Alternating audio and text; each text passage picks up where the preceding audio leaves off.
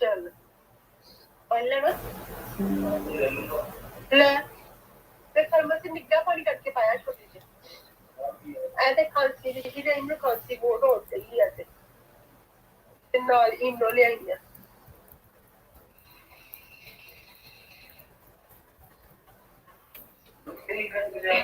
ਤੇ ਸ਼ੀਤਾਂ ਵੀ ਕਿਤੇ ਨਹੀਂ ਗਈ ਹੋਰ ਬਸ ਸ਼ੀਤਾਂ ਤੋਂ ਆਸ ਪਾਈ ਹੋਰ ਵਧੀਆ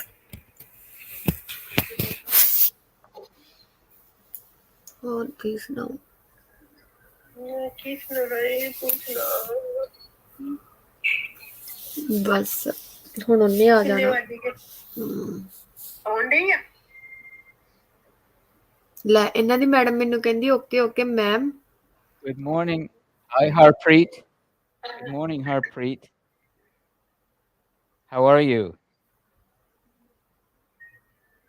Hello, Harpreet.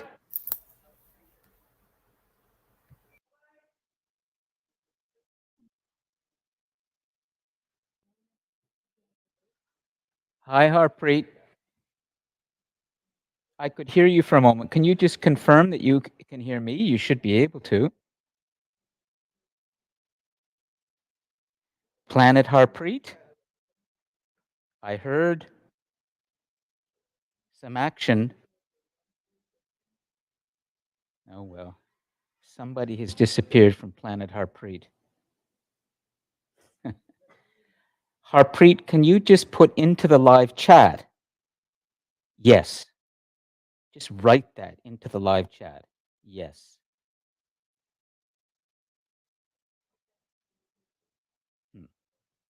Okay, well, we'll see who else joins us shortly. Never know what's going on out there in the cosmos. Okay. But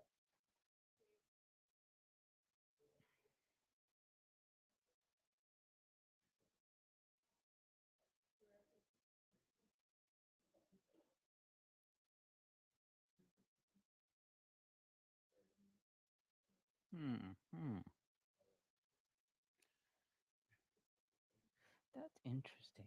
It's on YouTube it's there, but it won't disappear there. So it actually stays there. Okay, there it goes. Okay, good. So let's see what happens when we do that. Does that do anything? I don't think so. Anyway, I'm not going to get hung up on that.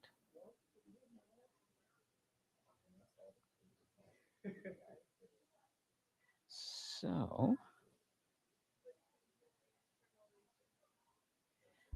okay.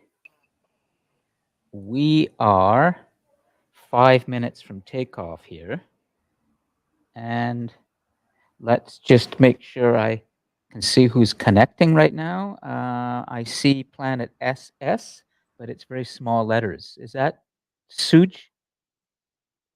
Sujo? Can you just confirm that you can hear me, Suj? Suj, I can't see. Planet SS. Planet SS. This is your captain from the global classroom. Can you hear me? You should be able to hear me. Oh, I see what the problem is. I got it. Okay. Now we go. I think that's it. Hello, Harpreet. Good morning. Can you hear me? It's Lon Appleby in the global classroom. You should be able to hear me. Let's see. I'll just check this and see what happens when we get good. So that's working. Good. Okay. So, Harpreet, could you please confirm that you can hear me? Just say yes, okay? In the live chat. Planet SS. Maybe that you can't Yes, hear, I can but hear you, sir. is that Go ahead and speak, Planet SS. Yes. Oh, great. Good. Okay. Thank you. So you can hear me clearly, correct? Can you just put another yes in the live chat? And then I know we're good. Sukhpal, I think it is. Great. Okay. So Planet Harpreet or Planet NK seems to have disappeared. I don't know if that person is actually there or not, but Excuse me, sir. Are you talking about Navpreet or Harpreet? oh, Navpreet. Okay, I can't tell Navpreet. I'm sorry. I'm looking yeah, at sir. It's great. Navpreet, not Harpreet. Navpreet. I've got a very small. In a moment, I'll put this up on the video wall. Your icon on my laptop is very small, so all I see is even with my glasses, I see a preet, and then what looks like an H, but it's actually an N. Okay, great. Yeah. Thanks. Good. So we're good. Yeah, everybody's. We have a connection there. People are coming in here, so let's see what else. Oh, I wanted to try pushing out a video. The final thing. So I have a couple of minutes to do that. So let's try that right now. And let's just take a look first at how the live stream. Yeah. So the live stream is strong on YouTube. So I'm going to try this. Just go over to Short History in the World, and I'll grab a video here that I know is safe. I won't get hit with a copyright infringement, although I think it's fair use. But you know what? I'll go over here because I know for sure this is factual, so I shouldn't be hit with fair use or infringement. Right. Okay. So that's good. So let me grab that. And then let's see how this actually plays out as I share a video. Just doing a little test here. So I would do it from here. And I would share the video. And then I would play it.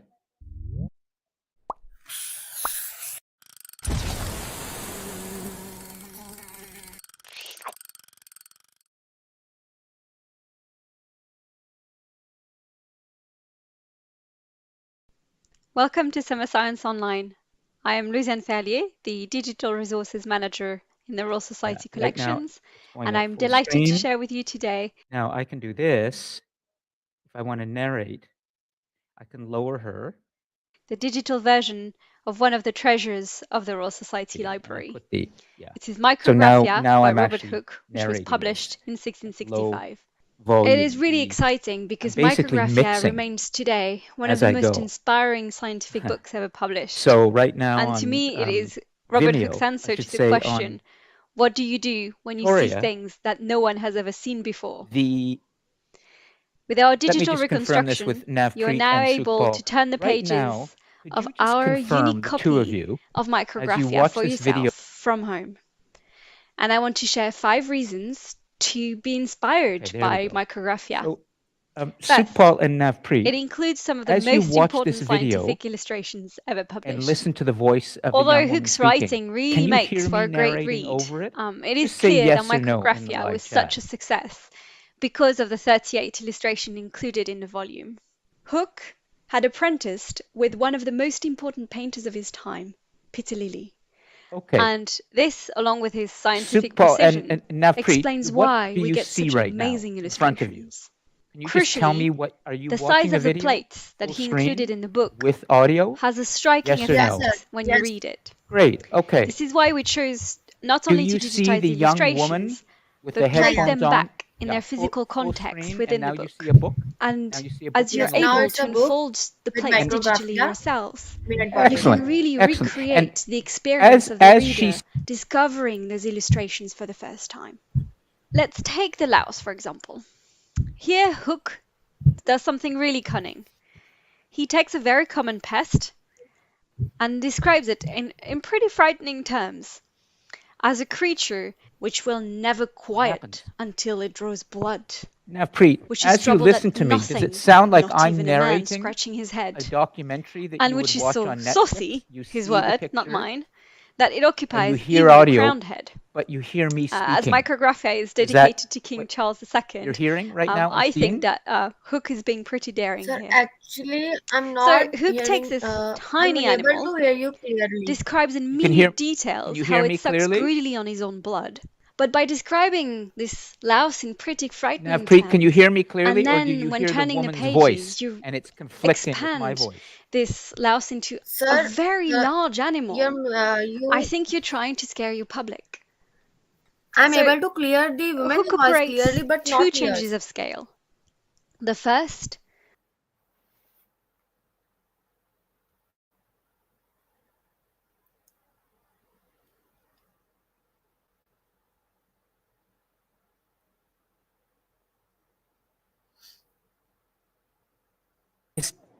Sorry. Do you hear my voice now completely, but you do not hear the woman's voice? Is Yes, that sir. right? Good. Yeah. Okay. I see what's happening. Great. Okay. We're going to start the class in just a minute. And that's good. Okay. So let me stop sharing the video. That was just a test. We can come to the class. Oh, good. So Ron's already there. He's just testing. Yeah, I was just testing. Hey, Ron. Yeah, go ahead. I need to speak with my students, and then Yeah, that's fine. I just wanted to go ahead. just make sure that everything connected Great. okay. I'll tune out and I'll come back later. Oh, sure. You can stay and just that I'll be talking to my I've students. got a few other things to do before I join you. Sure. Okay. So let's make sure that everything is working right now. And in order to get the full, I have to get rid of that, but I'll do this. Yeah. Okay. That way on the recording, I'll be good. And so many things. But once we get it nailed down, it's going to be something amazing. All right, now let me just check. Finally, we have audio there. That's good. So everything's good. I'm going to shut the door.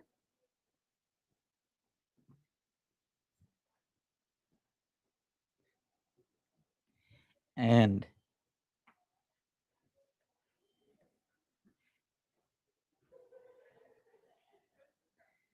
let's see what I can do here. Great.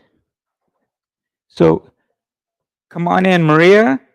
We're just getting started, and I'm just going to double check that everything is working there. The live stream is working fine. Just double check the conditions so I can walk away from that and not think about it. Okay. Grab a seat and let's see. I got that. So finally, I think that we can start, and I'm going to bring everything in right now, and I'm going to do this quickly. So welcome. Let me just do this fast. We'll get the map. Good. We'll get this, the notes over there. Okay, that's not happening, but I know why. So I'll come back to that. And then over here, we want the main one. Okay, there we go. Okay, so let me go fix this. And then we have a blinking notes, but I think I can fix this. Export. Okay. Cancel, save, save. So I'm just doing a little troubleshooting here. We'll get this fixed. And let's see. If not, we may have an issue today with this. Yeah. Okay. So our notes there's always a tech issue. So I'm going to get rid of that blink and I'll bring in something else that looks kind of nice as a backup. And we'll do how about the space station? Yeah. Okay. So there we go. I just did some troubleshooting and I'm doing it all myself. And that's because I'm preparing. And so, okay, we're good. Welcome, everybody, to our Global Leader class today. And we have a really interesting guest who's going to join us at about 11, like last week. And I need to get you ready for that. So the plan, as always in our classes, is that we do a little bit of a review beforehand, kind of get back into the swing of things, and then we can begin to set up for the guest a little bit. I'd like to read some reflections out loud, and then we will meet our guest. And essentially, the topic today is a continuation of the idea of character. But I'm going to add a kind of dimension to that. Today is World International Academic Integrity Day. So this idea of integrity is very important. Another dimension of character. And I think that our guest today can speak to this idea. Serious problem होगी करे जाना With this guest right now. A really important detail. Before I tell you that, now that I have your attention, I need to tell you that this guest does a lot of traveling. Just got back from New York. He was not too long ago hiking, I think, in Scotland. We take off at 10. See you. He's very much involved Yes, in an yes, organization called Rotary International. We are the Rotary Global Classroom.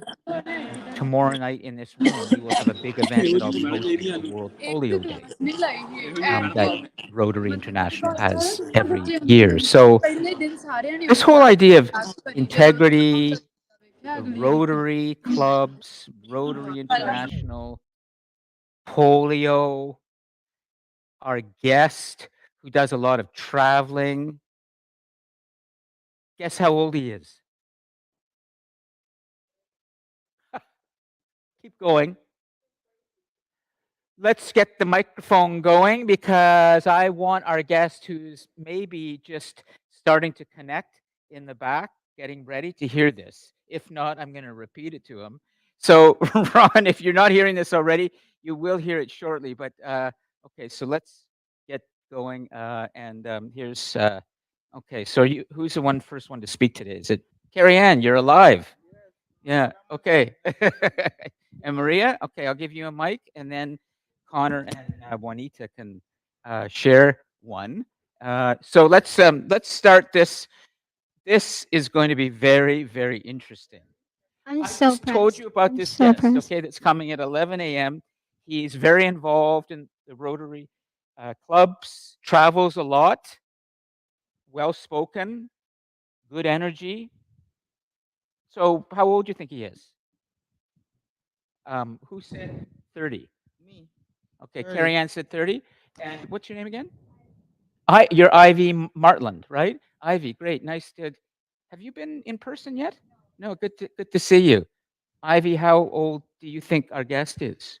Just based on the little that I told you. 47. 47. Let's keep going. Connor, how old do you think our guest is based on what I just told you? Oh, let's go 28. 28? Yeah. Yeah, right. You mean he traveled, just got back from New York, was in Scotland, involved in, the Rotary clubs with a lot of volunteer work, very active, and even is helping to set up an award for the Global Classroom called the Rotary Global Classroom Human Impact Award, Impact on the Environment for a young person anywhere in the world who's doing something to help the environment. So, Juanita, keep going. How old do you think he is? I'm 60. 60. No, young. Maria? I think maybe the way you described him, maybe like he's retired or like in his 80s, Higher than 80? like 80s, like retirement wise. Yes. higher than 80. I know. Ivy's, just for all of you who are watching right now, live in the recording, you can't see Ivy's face. She's just scrunched up her face like, huh? Not possible. So, Ivy, how old do you think the guest might be? 94. 93. That's crazy. Yeah. Yeah. Today you're going to be meeting a 93-year-old human being on planet Earth who is very much alive and very much involved. Now, I've invited him to be our guest because I think that he displays something very vital about leadership that may not be so apparent. But I would like to just make sure that all of you understand what this quality is. It's about character. It's about integrity. And so I'd like to introduce you to a word that's going to be something we will be exploring in much greater detail after reading week. That's coming soon. But I'm going to introduce you to this, and it's called resilience. Resilience or endurance. So it's really important, I think, inspiring, but just vitally important that you understand that a person who leads does not ever give up. Or maybe when he or she decides to give up, it's to get some rest and take care of themselves so they can keep going and going and going and can live a long, long time. So that's my hope for all of you, that you will learn from Ron's example as you meet a 93-year-old person who is traveling more than we all are right now and who is working on an award, the Global Leader Award, Human Impact Award, that will be given out to young people around the world. So he's very committed to the next generation as well. He's a volunteer for an organization that's done so much around the world to help those who are ill or who are suffering, and that's called Rotary International. So there's a lot that we'll be able to explore with him. You're going to see him, up here.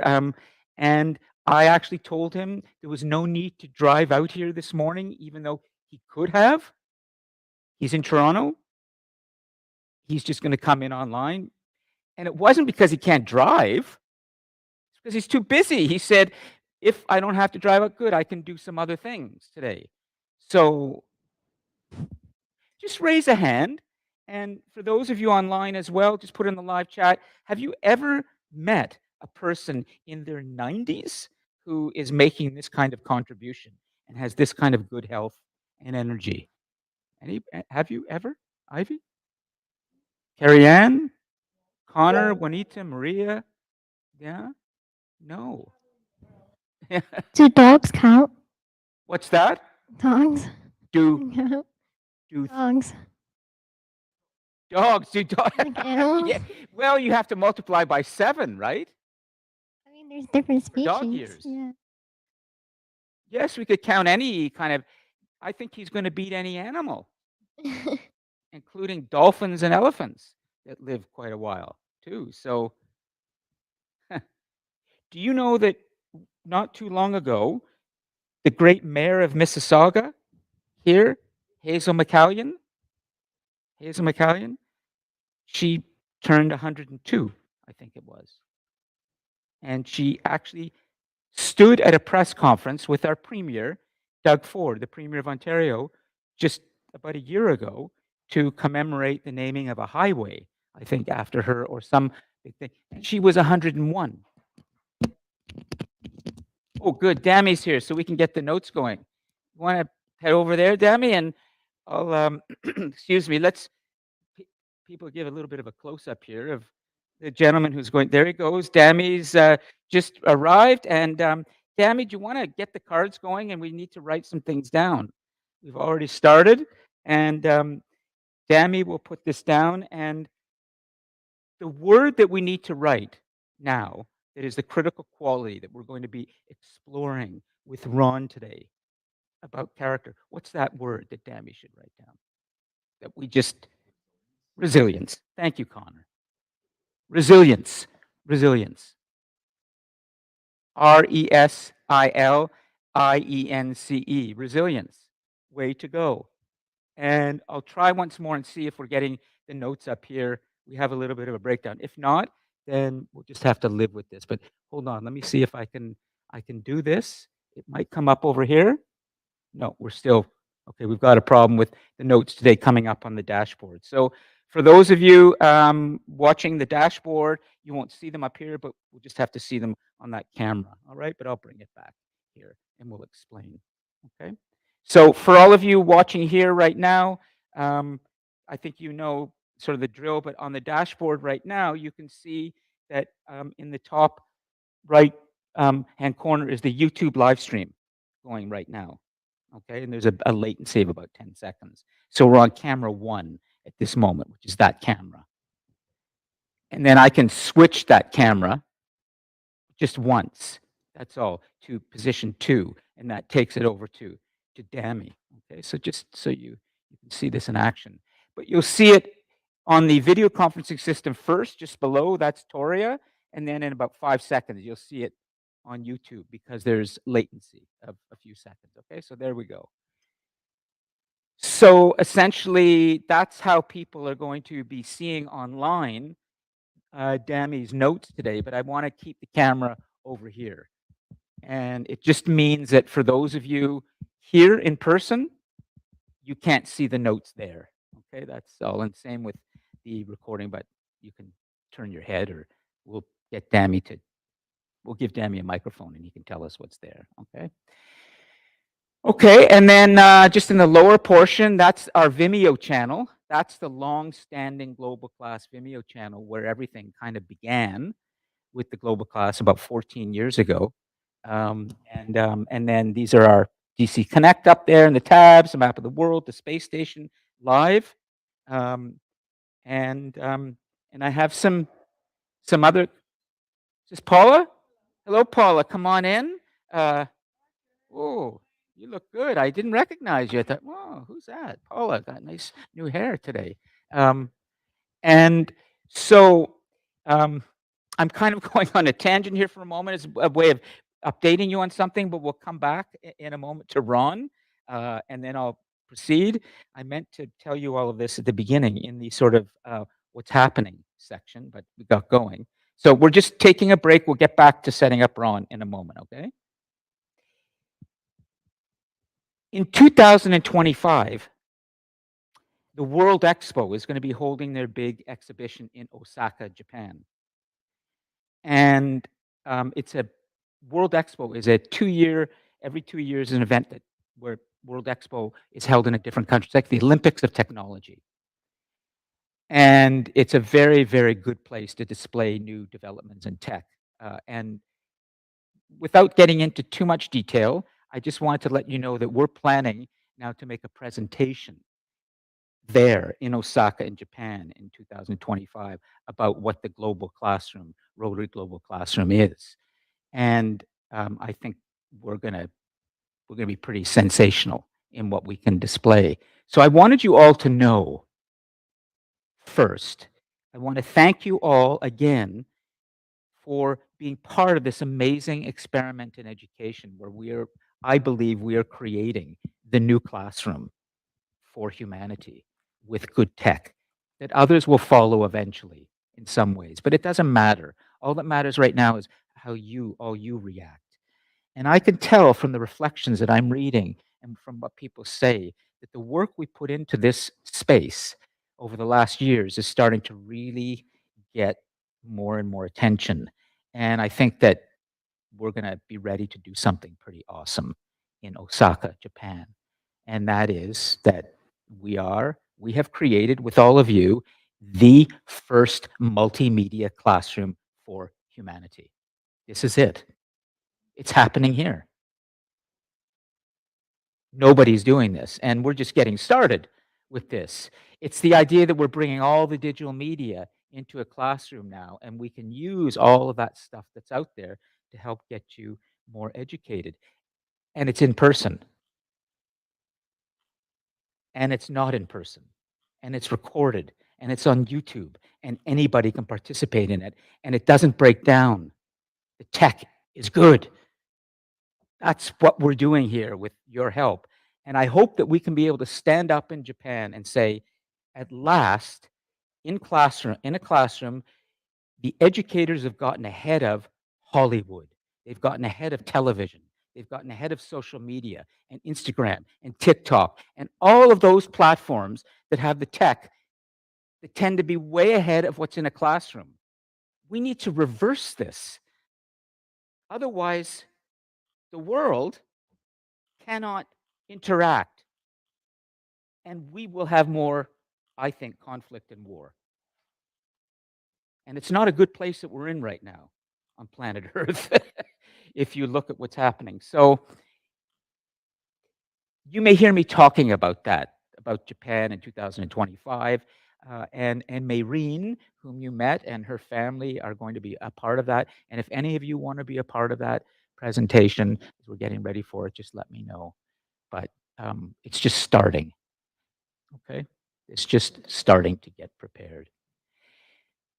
So let's make sure that we're on track. I'm going to kind of paddle back now to, the main lake that we're in with today's class, and we're moving to, our little journey where we're going to land on an island somewhere and have a good time. We're going to learn things together. But I just took an interesting creek, but we got to come back, okay? And we've got to come back to this idea of resilience, this idea of endurance, and this incredible person you're going to meet in 30 minutes who's 93 years old and who's doing so much at his age.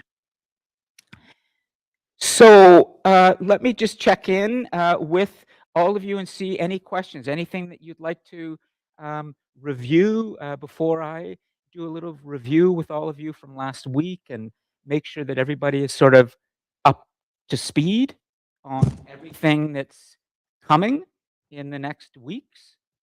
Anything, Paula, that you want to bring to the class's attention or to my attention? You don't have to, but I just want to make sure. Okay. So Paula's on board. Paula's with us today, which is great. Ivy's with us. Carrie Ann is with us. Connor's here. Juanita's here. Maria's here. And Dami's on the notes. That's great. So they're on board. And then online, synchronously, we have, let's see, it looks like Navpreet is there. Suit, could you, is it Sukhbal? It's Yeah. Singh. Could you give us the correct pronunciation of your name, please? Sukhbal. Sukhbal. Yes. Thank you. And then I see, is it San Janbon? Or could you give us correct pronunciation? Sanjan? Okay. Well, anyways. It's Sanjana Bain. Oh, could you please repeat that? Sanjana. Sanjana. Yes. Okay, great. So Sanjana, and then let's see who else. Oh, that's it.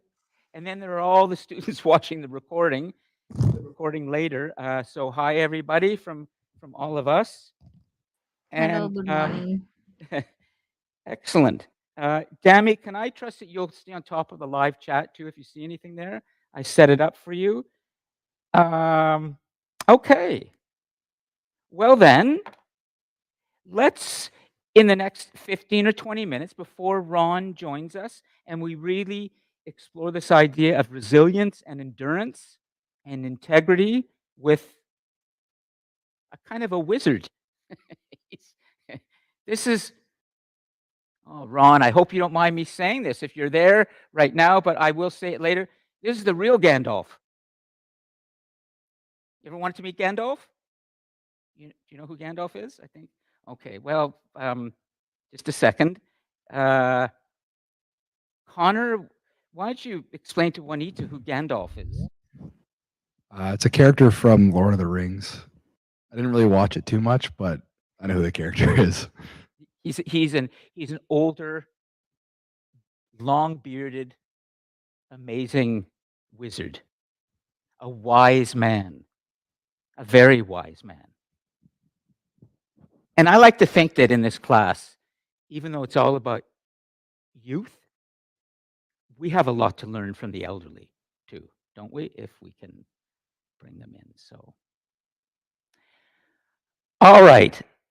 Unless there are any questions, doesn't look like there are any questions, I would like to tell you about what's coming over the next weeks here in the Global Classroom and in terms of a few other things. And then perhaps one of you can read your second reflection, and maybe Juanita can, because Juanita's was pretty good. So not yet, okay? Just get it teed up, all right? Your second reflection, get it teed up.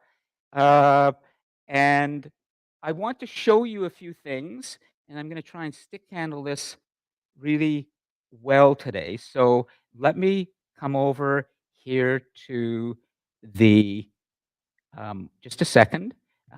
This is the Rotary Global Classroom website. We have a website here, okay? So I wanted you to be introduced to this. And here you will see, coming up tomorrow night, World Polio Day 2023 will be happening in this room. And here are all the guests and people that will be joining us live.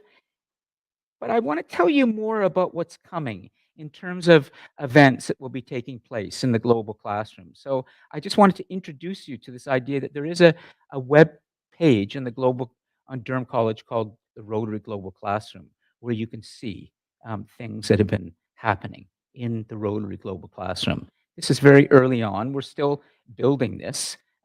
But I want to show you something here that is also coming. After Reading Week, which is next week, and after you receive your midterm, which you will get next week, we're heading into the second part of the semester. And there's going to be a lot going on here. Things are going to pick up speed. In fact, I've had to tweak a little bit some of the assessment, so I will tell you about the change I made to the first assignment. So there's some changes that have happened, and I need to get your agreement to this, okay? And I will explain. But first, let me tell you about some of the classes. So, on right after Reading Week, November the 8th, Anna is finally going to come from Global Guardian, young woman who had done so much to help people in Ukraine.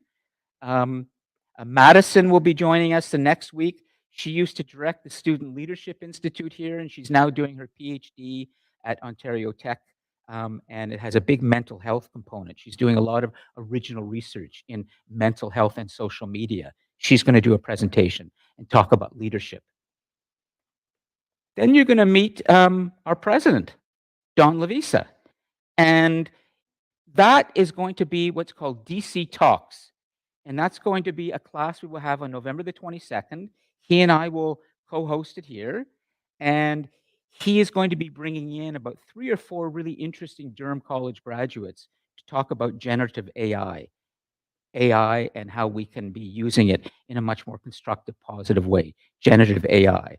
That's going to happen here as well. And then there's going to be probably 2 more guests coming up until December. We might even have, we will see, we might even have a Pulitzer Prize winning journalist who right now is a journalist in residence here at the campus from, I think it's Kenya. And he was involved in some very important journalistic work back home in investigating the government there. And he won with his team the Pulitzer Prize in journalism, which is maybe the most prestigious prize in the world in journalism. And he's now the journalist in residence here. And he may join us in December. You're going to meet lots of global leaders, interesting people coming through the next half of the semester. But I'm especially excited about this class with Dawn, and this is the class page on the Rotary Global Classroom website. And here are the guests that are now starting to populate this page. Communications and Marketing is putting this page together. And these are the individuals. You can see them up on the dashboard right now.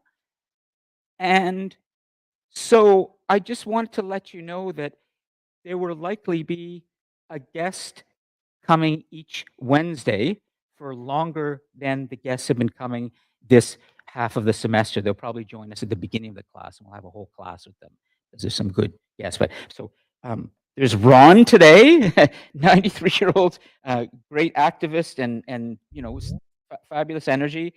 Anna will be coming the 8th, and then the 15th, Madison. The 22nd will be Dawn and myself for DC Talks, or what I often call the Global Graduate class. The idea is that we're helping you in this classroom and at the college become global graduates. And do you want to write that down in the notes for us, Dami? Global graduate. We are really taking seriously this idea of leadership at the college. Together, we're leading the way. And our president has built a lot of great new things around campus, including this $50 million center. And he's retiring. And it will be a great chance to meet him. And he often shares personal details about how he came to the presidency of the college. So you're going to meet the leader of the college, too. And he's quite a global leader before he leaves. He and I have hosted several classes, so we're quite used to doing this together. Finally, in a little bit of review, I just want to hand out a few cards to all of you that I forgot last week to do. And this was Repair Cafe. Because remember Alvin? Well, I meant to do this, and I didn't. So this is for all of you who might want to think about getting more involved in the repair, or at least thinking about the Repair Cafe. Dami, I'll put this over here. Is this yours here? Or, okay, so this is for you. Okay. Oh, great. So that's something from last week. And little news flash for you. If you look at the dashboard right now, you will see a live picture of the International Space Station going across Newfoundland at this very moment. Take a look at the dashboard. Right now, 417.9 kilometers into the sky, there is one of the great achievements in human technology, the International Space Station, that Chris Hadfield, our astronaut in Canada, lived on for up to 6 months. He was the captain of the space station. He's back here on Earth. And right now, the space station, its high-definition camera, is looking down at the planet as it orbits planet Earth. It takes it 90 minutes to go around the planet. And right now, it's going over Newfoundland. Let's take a look. Oh, now it's moved to the North Atlantic, because if you look at the map of the world, what do you see right next to Newfoundland? The North Atlantic Ocean. Right now, the space station has left Newfoundland, moving at, I guess it would be today, 7.6683 kilometers per second. You want to get the miles per hour on kilometers per hour? Multiply that, and you will see that essentially the space station speed is basically moving so that it just went from Pickering to Oshawa in about a second. Stick this in your mind. Cosmic speed, planetary speed. One of the benefits in this class that we do in becoming global leaders is we think planet-wide. That means you open yourself up to what's called global scale. Can you write that down, Damien? Global scale. That's what I'm doing right now. I'm giving you a little sort of geography, astronomy, planetary lesson to help you build that muscle in your global leader part of you that can deal with what's called velocity.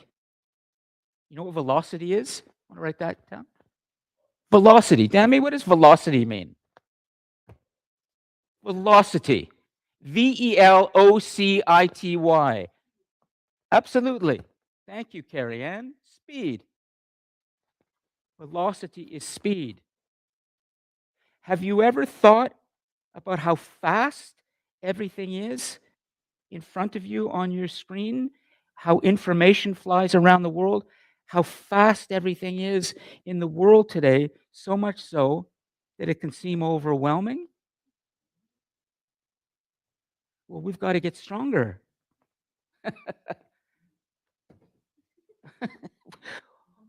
We've got to get our minds around the fact that things are moving at breakneck speed around the planet. There's a space station. It's called technology. There was a Canadian who was living there. And that thing is moving so fast that it just went from Pickering to Oshawa in a second or less. 7.6 or 7.7 kilometers per second. This is planetary global scale. You have to be able to think in this way where you're not afraid of speed, where you're not running away from it and going, oh, God, you know, I got to slow it all down. I can't stand this. I'm going to go live off the grid somewhere. I'm going to go to the woods by a river and I'm going to shut everything down. Good luck. That's a nice holiday. But if you're going to be part of the world as it is and as it's moving, you have to be ready for this incredible, accelerated, technological world that we're living in. And I probably am not telling you what you don't know, right, Dammy? It's just that it's kind of stressful sometimes, isn't it? So I want to help you deal with that. Great.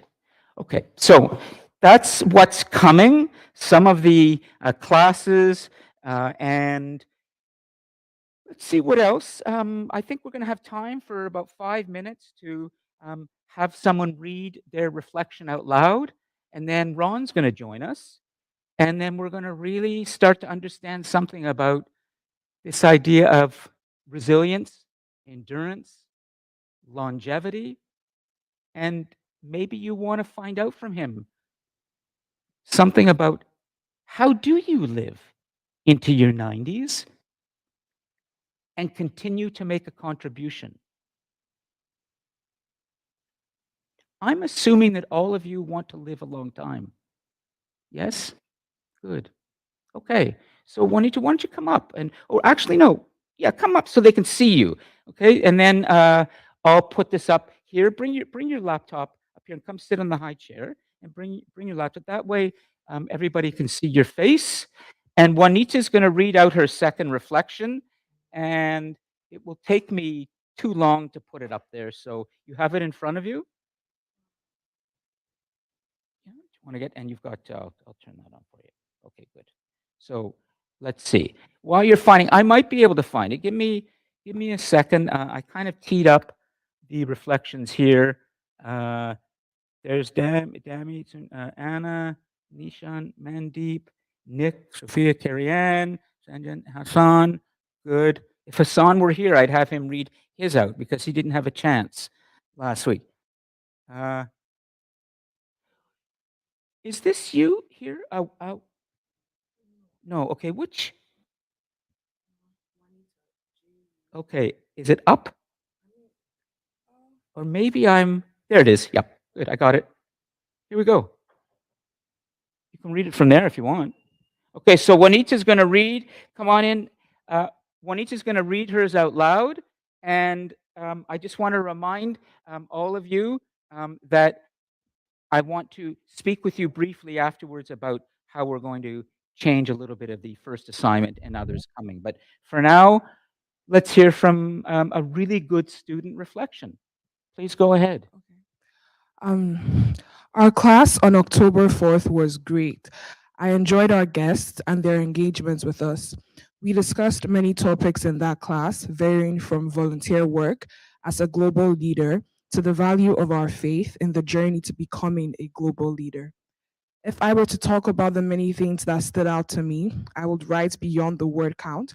So I will stick to just one thing that stood out to me the most, which is the statement that Lon made during class: the change can start with you. We got to a point in the class where we spoke about the possibility of leadership stemming out of our various cultures. To this topic, all three Nigerians in the class, myself included, mentioned how leadership generally operates in our home country. And although I have always known this, saying it out loud to people, especially foreigners, really discouraged me. The matter of leadership in Nigeria is a sensitive topic to most Nigerians, as it weighs heavy in our hearts. Most times, if not every, the quality of leadership in a country is what determines the well-being of that country. And unfortunately, Nigeria has been made a victim of poor and ineffective leadership. I have had the perspective that someone will come one day to raise Nigeria back to her former glory. But truly, what if that leader takes much more time to come than we anticipated, or even worse, never comes at all? I now understand that instead of waiting for that desirable leader who checks all boxes, we Nigerians can begin to work on things ourselves. We can be the change that we want to see, and can do so by laying aside every weight and corrupt tradition that lingers from our past. I definitely disagree with the statement that my fellow Nigerian said about our problems being in our culture and that making it impossible for a change to occur. I don't believe it is true. Change is an action that anyone can ignite, and it can and will start with us. Thank you. Maybe give her a hand. I mean, yeah. Can you stay on the chair for a minute? What do you think, Carrie Ann? Pretty good? Yeah. And why do you think it's very good? Like, what do you think that's working so well there?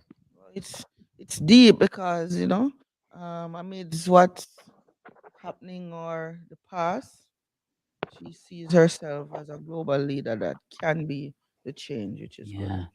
And it's not the culture. It's not about checking all the boxes, but just doing something. Yeah, exactly. Now, Dammy over on. We don't have a mic for you yet. We'll get to Maria. Can you take Dammy the microphone? Is it there? Okay. Just walk it over. He can come get it. Because Dammy, you ready for a little bit of a tough question? Okay. You're Nigerian, right? Went to the U.S., now in Canada. Were you the one who said that culture is such that it makes it impossible? And no, okay. It was the Shay guy. Ah, he's not here today. Okay, so we will not draw anybody in who can't defend himself or herself. Okay, so that would be most unfair.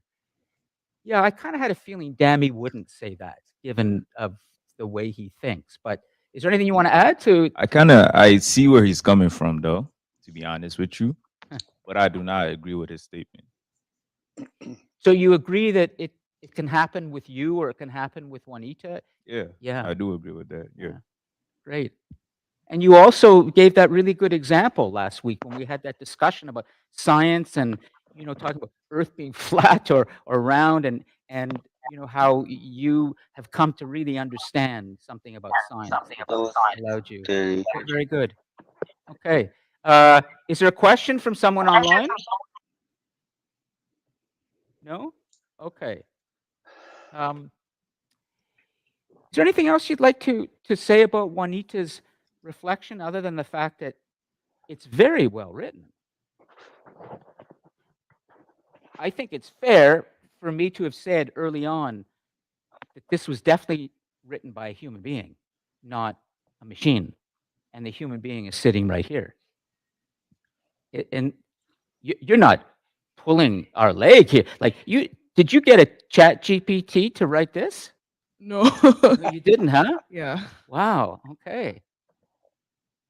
You know, there's another word about leadership that really is important. It's called authenticity. Don't we want people who are authentic? Yeah. Authentic. Right here. Thank you, Juanita. Ivy, anything you want to add before I tell you something about what's coming, and then Ron's going to join us shortly, okay? I liked her reflection because it just shows that everybody, like, we're all people, and it doesn't matter if you can't summarize everything into one. I don't know the word that I'm trying to say, but yeah, I like her reflection because it just shows that everyone is individual and to not be Like dependent on one person to make the Yeah, change. yeah. Yeah. Exactly. So we all have it in us to be change makers, if you will. Yeah.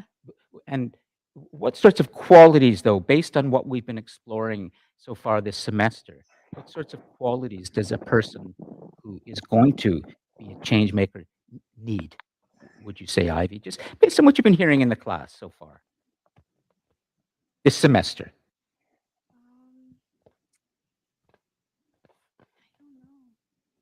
One quality, even so today, one critical quality that you want to have, or maybe you do have, you just didn't know it until you said it. I don't know the word that I'm trying to use, but like basically having your own thoughts, not letting people like affect your thoughts.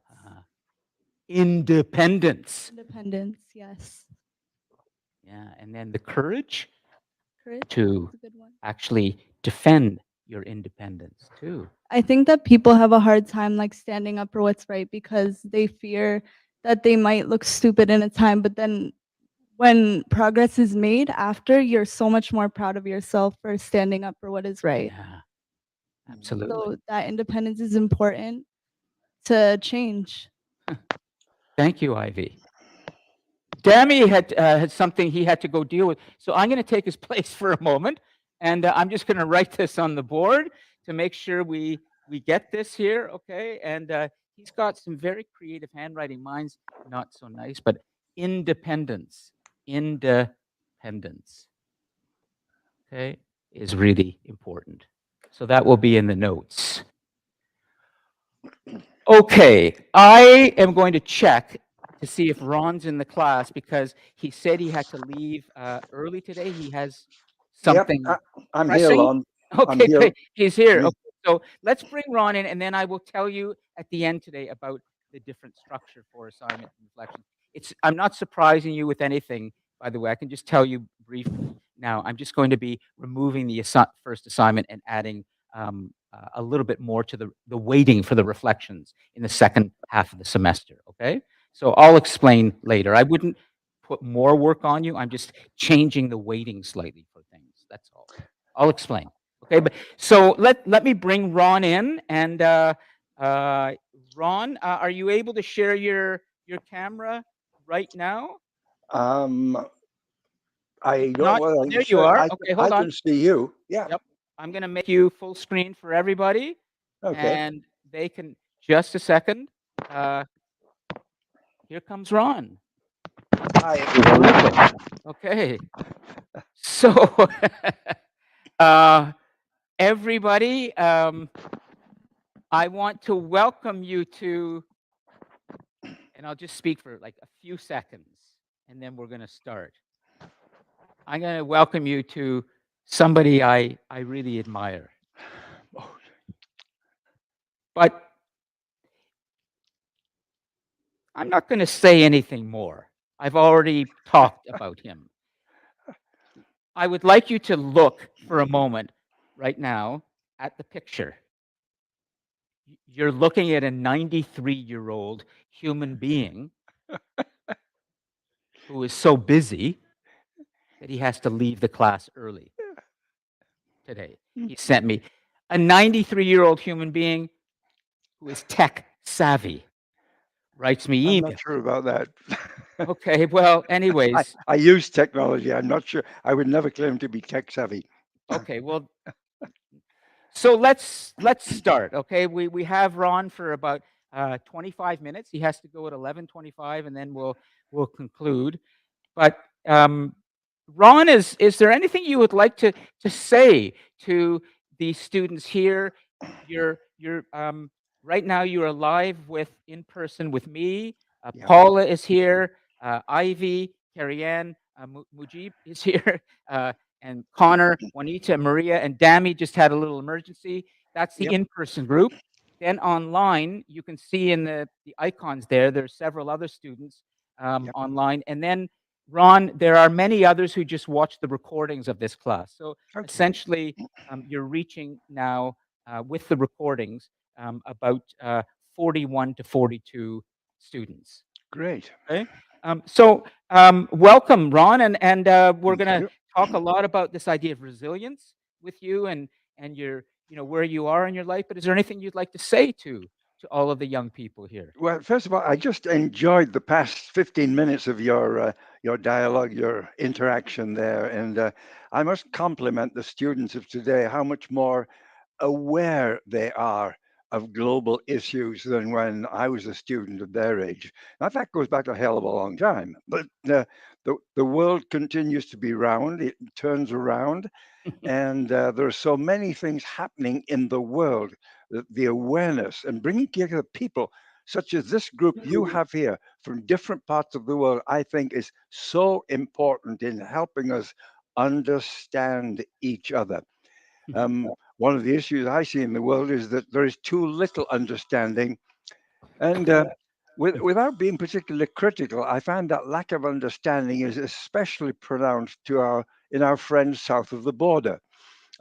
Because that's a huge country, huge resources, huge political issues that maybe they're so engrossed with what's happening domestically, they're not as aware of things internationally as you are, or even I here in Canada. I spend a lot of my time internationally, and I'm occasionally appalled at how much focus there is on United States interests rather than global interest or an awareness of other people's culture, problems, and so forth. So I congratulate you, Lon. I congratulate your students on just airing these different views and perspectives, because that is what we need around the world. More and more people should engage in the kind of dialogue, the interaction, which I see in this classroom. I'm privileged to be with you for a few minutes. Thank you.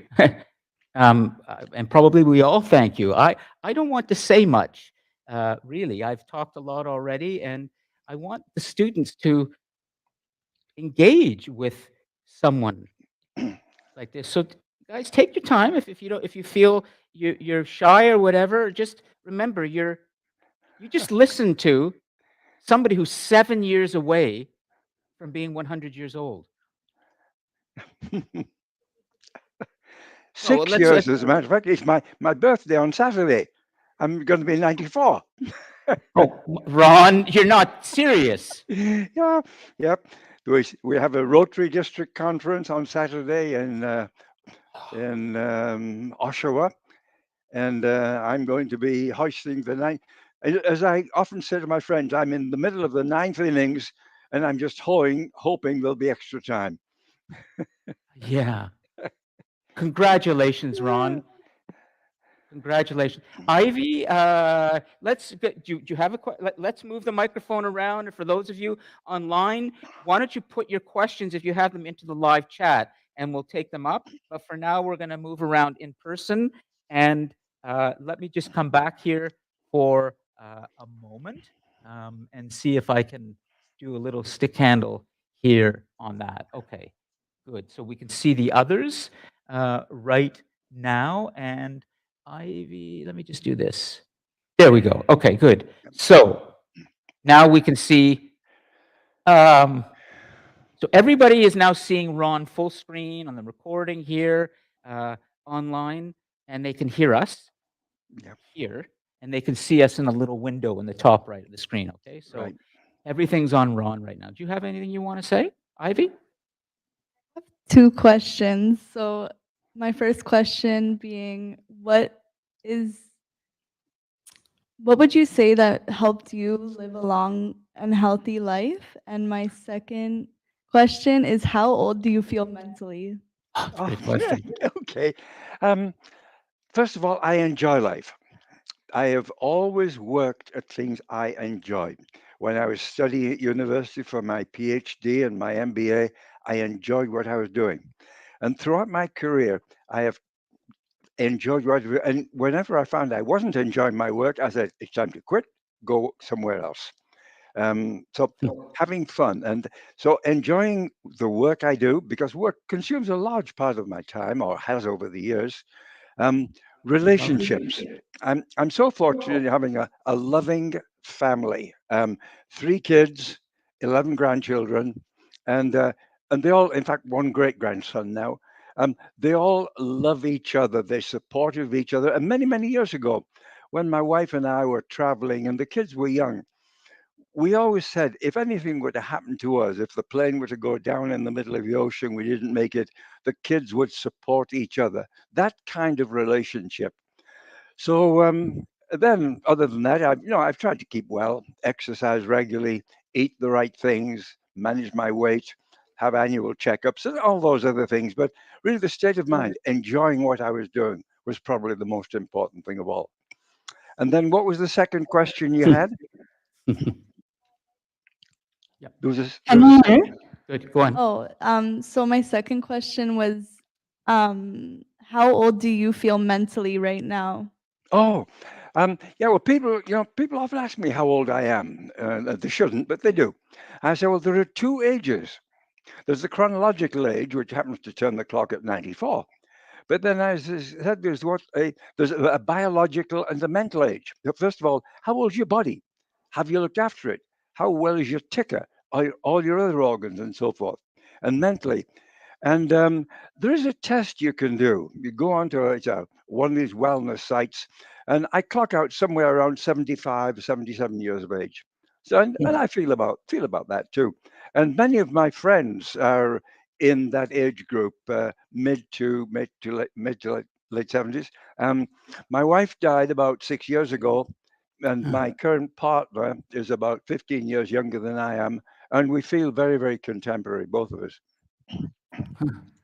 Thank you, Ron. You. Ivy, let's keep going with questions. Of course, there's lots I would love to say, but this is a remarkable human being, and now we've learned he's going to be 94 on Saturday. So, Connor, go ahead. Ron, how are you? Great. Just one of the questions I wanted to ask you is, in your years of travel and wisdom gained, what have you found that brings culture and people together the most? And on the opposite side of that scale, what deteriorates that and pulls people apart? Yeah. Working together will bring people together. Let me quote an example. I'm heavily involved in water and sanitation around the world. And one of the areas of the world where water is a crisis is the Lake Turkana area in northern Kenya. And some of you may be familiar with it. Well, a number of years ago, one of my friends happened to be Jewish, great friend, Pippi Geiger, Giddy Piper, said, we want to bring together the young Israeli kids and the Palestinian kids. So he said, but let's get away from here. Let's get away from the Middle East.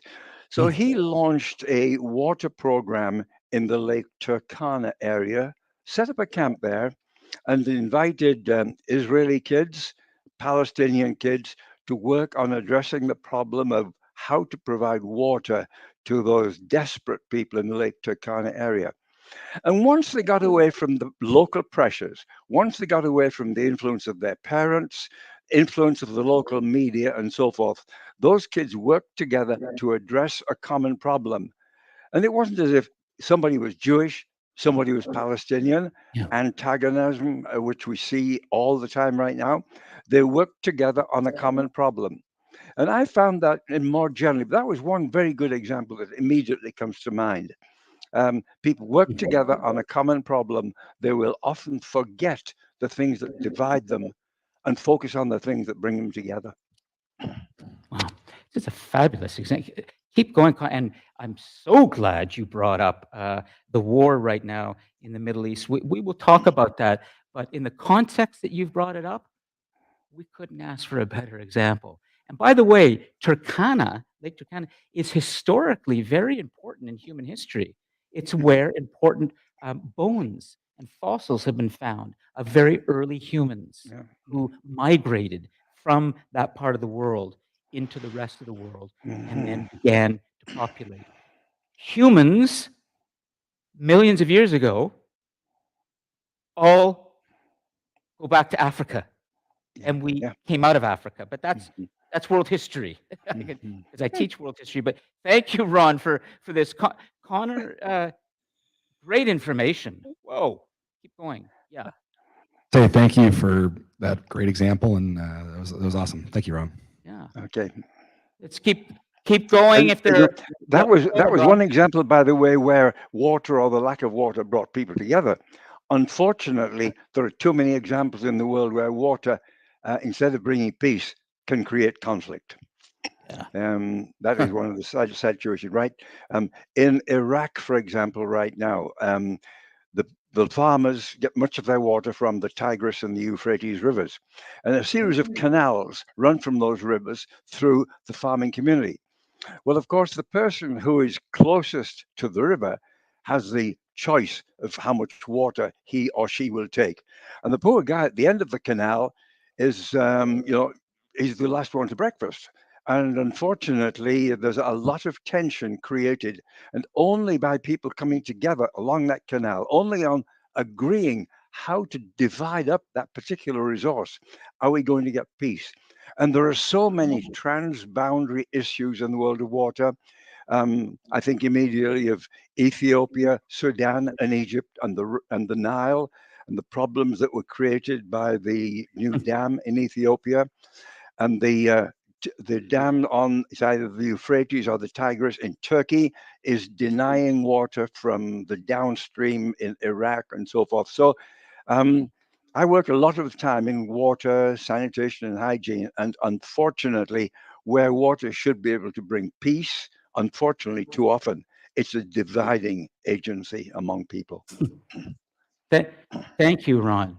Great. By the way, I can add little historical sort of asides here because I teach this. The Tigris and Euphrates rivers is what we call the cradle of civilization. Yeah. Mesopotamia, the land between two rivers, which is where civilization got its head start in the rest of the world. Began there. And if you want to see it in dramatic form, go and watch the opera Nabucco about Nebuchadnezzar and Babylon. The great God King. Guys, ask, talk. This is such good information you're getting in an inspiring format. So, who else? Juanita, is anything you'd like to address? And go ahead. Hi, Ron. Hi. I wanted to ask, like, since you've been several places, you've traveled and everything, how did it feel? Was it easy? Like, I'm sure you would have gotten tired. I don't know, but if you were tired, like, how did it feel? Where did you draw your strength from? You know. Well, first of all, I sleep well on planes. And much of my time, if I'm going to Africa, Africa is probably the place I've gone to most often. I fly across the Atlantic to Brussels and make a connection. And going from Toronto to Brussels, I can get about 5 or 6 hours sleep. I don't worry about eating or drinking on the plane. I get my sleep so that when I arrive at my destination, I'm fairly refreshed. And so often when I arrive at the destination, I have to go almost immediately into meetings and appear half intelligent and at least awake. So that's it. But also the other question generally about travel, most of the time when I'm working in other countries, I'm working with other members of a Rotary Club. We're working on some humanitarian issue, usually around water, sanitation, hygiene, education, literacy, health, or some forth. And I'm usually with the local people. So I'm immediately plunged into local culture. I'm not visiting the country as a tourist, coming and taking selfies and then going on to the next destination. I'm there for several days or weeks at a time, very often living with the local people, eating with the local people, doing what they do. And so that has made it relatively easy. And I've been fortunate. I've been in one or two areas where there was some political upheaval. I remember having a meeting out at the airport in Cairo at the same time with the demonstrations in Tahrir Square downtown. This Yeah. was at the time of the revolution some 12 years ago. Got out safely. I was also working in Mali. No, sorry, Cote d'Ivoire, when there was an election and the election was contested. It broke out into fighting. And I think I got the last flight out of Abidjan at that particular time. But again, I was with friends all the time. Similarly, in Mali, I've done a lot of work in Mali, a country which right now, of course, is a political basket case. But there again, working with local Rotary friends, and they are the local people. They know the safe places to go, the places not to go, and so forth. So I find the most important thing of all is in any of those countries, be with the local people, do Yeah. what the local people are doing. I don't want to take Canada with me, even though I'm Canadian now. I don't take Canadian values and culture with me all the time. I try to absorb as much as possible of the local culture and so forth. I do speak French, which helps me in Francophone Africa, but most of the time I'm working in English. And of course, in much of Africa, East Africa, Sub-Saharan Africa, English is the second language. So we usually get along fairly well in lingual terms. Excellent. Any other questions as we move things along? We have another 5 minutes or so. It's just a very quick introduction to Ron. Maybe we'll have him back at some point when we can do this for a longer period. But Carrie Ann, please go ahead. Yep. So, what is the main driving force that propels you to continue to serve even at this stage in life? Yeah, that's a good question. It's probably my background. I was brought up in England during the Depression era, during the 30s. We had to be frugal, though I was fortunate. My father was a bank manager, so we didn't suffer terribly, but we certainly didn't have a great deal of affluence. And then the Second World War came. There was rationing, privation. There were a lot of things we didn't have. And probably because of it, and my partner tells me, you can take the boy out of the country, but you can't take the country out of the boy. And even to this day, that frugality persists. An example recently, I was going to the airport, and I think one or two of my kids had dropped by and shooting the breeze, and I said, I better go now. I'm going to get the subway and the Union Pearson Express. And my daughter looked at me and said, Dad, why don't you get Uber? I said, it costs money. Dad, you can't take it with you. The kind of thing, those ingrained habits of frugality and that awareness. And I understand. I wouldn't say I understand it well. One can never understand it well. The privations in the developing part of the world, Sub-Saharan Africa particularly. And every time I go there, I see another need. And I recognize that we in Canada are so singularly fortunate in what we have, that if I'm able to help those people in one way or another, maybe financially, but in more of the ways than that, it's helping them lead a project, helping them plan something, helping them manage an issue. And it's a source of satisfaction to be able to help these people. But it's hard to say what keeps me going. My partner says, Denham, you've got to learn to say no sometimes. Ron, would you say that a really important quality that you are talking about right now, and that is a really important quality of somebody who's going to lead, is that they're ready to serve others? Service. Yeah, is well, important. exactly. Your needs are less important, and so many of our leaders today, sometimes it seems like it's their needs that are more important than ours. But actually, a really good leader is one who reverses that and says, I serve the people whom I represent, not the other way around. Do you agree with that? Oh, definitely. If you look at some great leaders in the world, Gandhi, for example, Martin Luther King, they served others. Yeah. And of course, a leader can only be a leader through acceptance of that leadership by other people. If they don't accept that leadership, then he isn't truly a leader. He might be a dictator or an autocrat or something like that, but not a true leader in the spiritual sense of the word. Yeah. Service. Yeah, and of course in Rotary, our motto Maria, is real question here. service. Yep, go ahead. Yeah, I was just saying, in Rotary, our theme is service above self. Yeah. Hi, I'm Maria. I'm studying myself in the education of journalism and getting my master's degree in politics. I'm right now. I'm experiencing criticism through sports and education.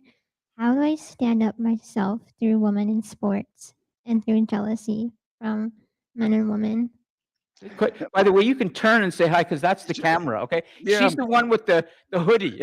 Right now. Okay, Yeah. Ron, you can see her. Okay, I couldn't quite hear it too clearly, Lon. Maria, say it again. Okay. Right now I'm studying journalism, sports education, arts, and getting my master's degree in politics. How do I stand up to myself in politics as a woman and also not get criticized by sports education and by like players and like through the community? So how do you stand up for yourself as a human being? Yeah, as a woman in man. sports. Okay. As people are like, you have no idea what you're talking about. You don't know what you're doing. You're not a sports photographer. Like, I'm good at it. I chose to do it. It's not your problem. Why are you hating me on doing something that I like doing? It's my job. So how do I stand up to myself? How do you stand up for yourself? Yeah. Yeah, not stand up to yourself. How do I keep the community silent and just view themselves that I have the authorities and the privilege to work in Canada? That's a very, very good question. First of all, I have certain principles that I live by, and I don't court popularity. I'm not popular with a lot of people because I speak my mind, and I've got sort of a moral compass. My church has helped me over the years in that sense. I'm quite active in my church. It happens to be a Christian church, but that's neither here nor there. A body of faith and beliefs which helps provide some sort of moral compass. I just have these principles. Just this morning, I was corresponding with somebody who wanted to make a change, and I said, I appreciated their direction. I said, but I'm not quite sure that's consistent with the basic theme and the mission we have. In other words, I've got these guidelines that there's. I guess you might. I hate to use the word moral compass. It's overplayed these days, but certain values which I can stand up for, and I can disagree with people, but I try to disagree as pleasantly as possible. I won't take issue with a person.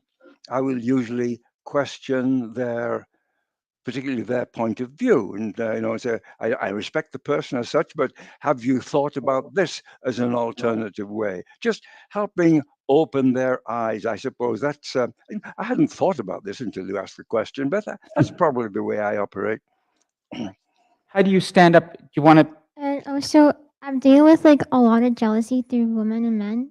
And how do I deal with that in that circumstances through my safety in the future?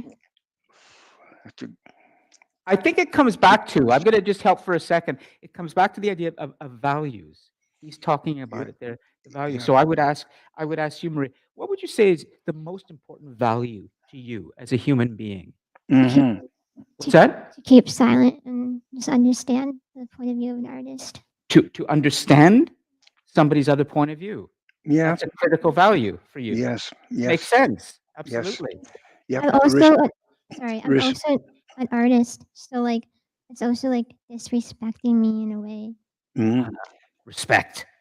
And called no high matter what, respect. and no matter what a person's views are, we have to recognize that that is part of their DNA. You can't fight them. Just hopefully help them understand that there might be some other different views in the world, but there's no point in getting a fight because no one ever convinced anybody else through an argument of that sense. Fact and logic don't persuade people. It's much deeper than that if we want to reach across the aisle. Thank you, sir. Yeah. Thank you, Maria, for having the courage to ask. And it may be that, I can help with this, and I can bring it back a bit to the war in the Middle East right now. I was just recently reading an interview between a Islamic leader and a Jewish leader, a rabbi and imam, and they were both trying to understand each other. Because right now we're in a period of profound misunderstanding in some ways between two great religions. And we know faith is so important for a leader. We had a young woman here as a guest talking about the importance of Islam to her faith. We have Ron saying the importance of his faith, Christianity. In this interview between the two spiritual leaders, they said the worst thing that can happen is when you're dealing with individuals, people who think the only solution is violence. When violence becomes the only way to solve something, we have a real problem, or aggression, or disrespect. But violence, Maria, that's the worst. Yeah. Anyway, I've got violently. Yeah. Okay, Ron. Thank you. Go, Ron. Great He's to got to talk to run. you. Okay, Ron's got to run. 94-year-old Ron's got to run. Please walk, Ron. Don't run. No, I'll come back again sometime. Okay. Yeah. Okay. Take care. Okay. Have a great day. Bye-bye, everybody. Bye-bye. Bye. Okay. Let's come back because we only have about 10 minutes left or so, and I want to make sure we kind of do a little summary of this, and also I'd like to talk to you about some of the reflections that are coming. Wow. 94. How old did you think he was as he was speaking? If you weren't looking at his face, well, his face looks young. If you turned away, how old could he be? 50s, 40s, 60s. Yeah. So what's the takeaway for you in a class that's exploring global leadership, in which I'm trying to introduce you to global leaders, many of them young, sometimes not so young, to help you develop the skills that will enable you to be more of a leader, ready to take on the whole world and not just Oshawa or Whitby or Ontario, but thinking more broadly. What's the takeaway here for you? Let's make sure we get this in the notes, okay, Dami? Paula? Go ahead.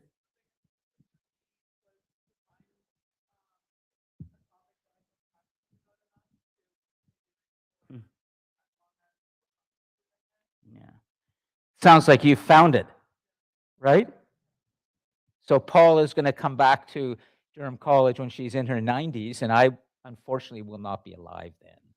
I'm going to be 61 this year, so I won't get to see that, Paula. That will be something. Maybe you'll be teaching. Who knows? What's that? Go ahead. So I can hear you too in the mic. I said, how do you know you're not going to be alive? Well, I would love to think that way, but let's do a little bit of math right now. Paula is in her early 20s, 21. So that would be 70 years from now. or so. If she's in her 90s, that would put me into about 130. That's possible. Demi, you know, you are not wrong, because the world that we're living has a lot of people doing research now on, you know, longevity and how we can use medical science to stop the aging. So, okay. I'm going to tell my wife that tonight. Okay. I like that. Thanks. She's- Great. Okay. So the thing that you're passionate about, and that thing that you're passionate about, Paula, is it really about you, or is it about something bigger? Yeah, something bigger. Okay. Oh, thanks, Mujib. Mujib's handing the mic. I think it's about a community at the end of the day. Like, obviously the cause comes within your, like, the drive comes within yourself, but Yeah. the cause is external. And if you find one that's going to be relevant for years and years and years to come, and you feel passionate enough about it, then I think you found your thing. Yeah, you found your thing. Hmm. Ivy, what's the takeaway? Is it what Paula's saying, or what did you, as you're listening to this remarkable human being?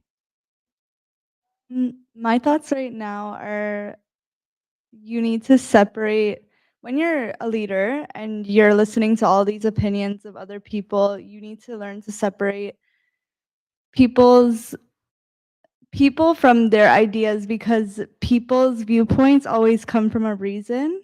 So there's always a reason behind to why they think the way they do. Yeah. And I think once you find that reason, you don't criticize other people. You start to be like, wow, this is the cause. So you need to find the cause. That's wise. Yeah. So a leader doesn't take things Personally. personally. Yes. Yeah. God, that's a hard thing to do, isn't it, Ivy? It's very hard, but honestly, like, we're all human, we're all the same. We all want to be loved, we all want to be happy. So there's just different reasons to why people think the way they do. Yeah. Some are more stubborn than others. How did you learn that, Ivy? That idea of, you know, don't take it personally. If somebody's criticizing you or angry at you or even becoming violent, you know, try to understand more the cause, but don't criticize that person personally and disrespect that person, because that will get you nowhere. That will make it worse. Try and understand where it's coming from. Yeah. Yeah. Where I've learned that is just in my life. I've had a tough upbringing with my family and just different opposing views of, I guess, everything. And nursing really helped me as well learn that as well, because there's just always a cause for everything. And you have to be nice to everybody, no matter what their background is, no matter what they've been through. It's very humbling. Yeah. Okay, we'll keep going around, okay? Because I see Maria, Juanita. Can you hold your thought for a second? And then I want to make sure that the in-person group, and it's actually very good we have fewer students, because everybody can contribute, and then we will conclude. Juanita, and then we'll come to Maria, then Dami, and then we'll come back to Paula. Go ahead. Yeah, so what she said about a reason being behind your thoughts, behind what everyone else does, I completely agree. I would actually say mindset.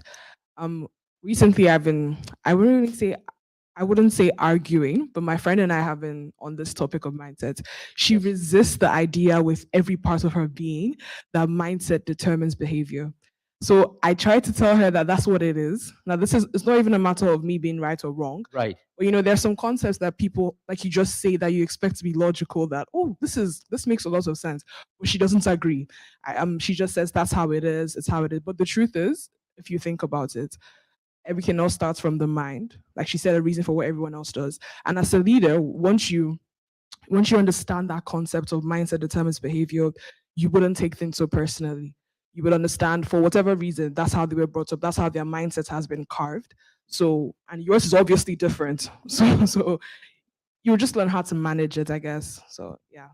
So would you say a good leader is someone who can actually listen to opposing views, even criticism of the leader, not take it personally, and then think about, maybe that person who was criticizing me was really just criticizing something that I'm thinking or doing. It's not me personally. And I kind of agree with that person. Maybe I will change because that person was guiding me, helping me. Many leaders don't seek counsel. They don't like to be criticized one way or the other. But that's not really effective leadership in the end. Effective leadership is listening to people and not taking it personally and maybe changing if the criticism is something you think is helpful. For example, your friend, you and your friend, are you still friends even though you disagree? Yeah, like Of course. yeah, completely. Well, what you could become enemies. It's interesting. I think that's character. I think when two people can disagree and they can still be friends, or two siblings can have a fight and they still love each other, well, that's a remarkable thing to be able to do, I think. And I think that's sort of what you're getting at, Ivy. Maria, and then we'll go to Dami. Yes. It's funny because my brother and I had an argument, and he's realizing how successful I am through my education status. I'm a straight A student, and in politics, it's what I'm experiencing now that everyone finally understands how much encouragement I have to become a leader, and it's changing my life completely.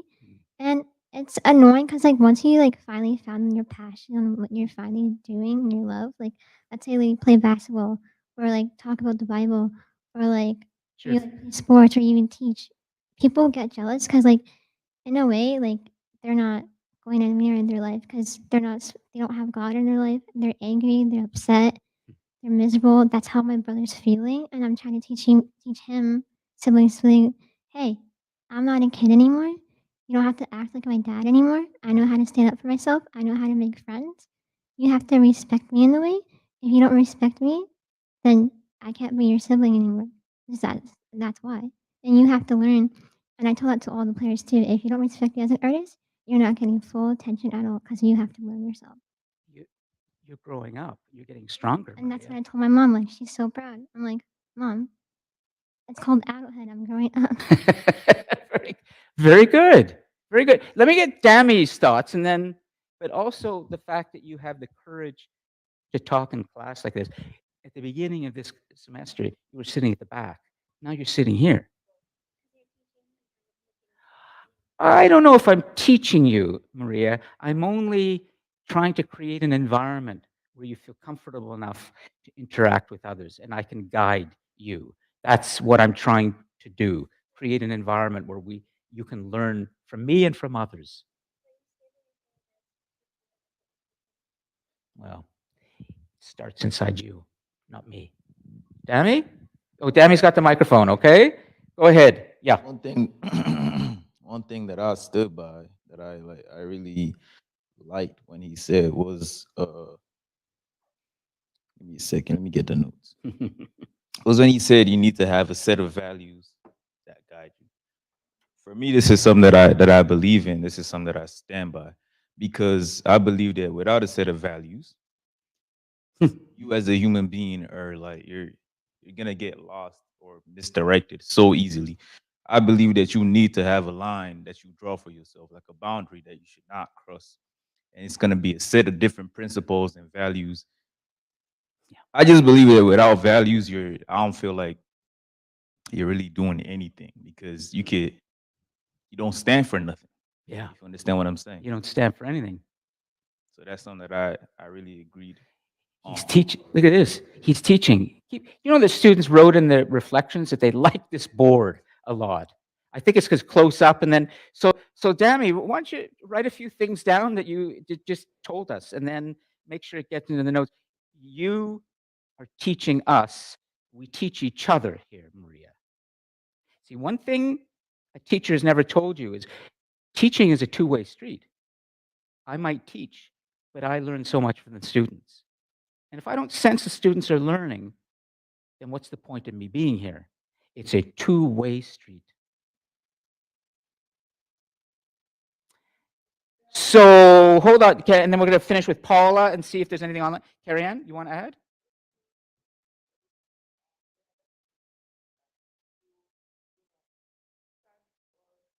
Something. If you stand for nothing, don't. I know where you're going. Anything. If you don't stand for anything, you fall for everything.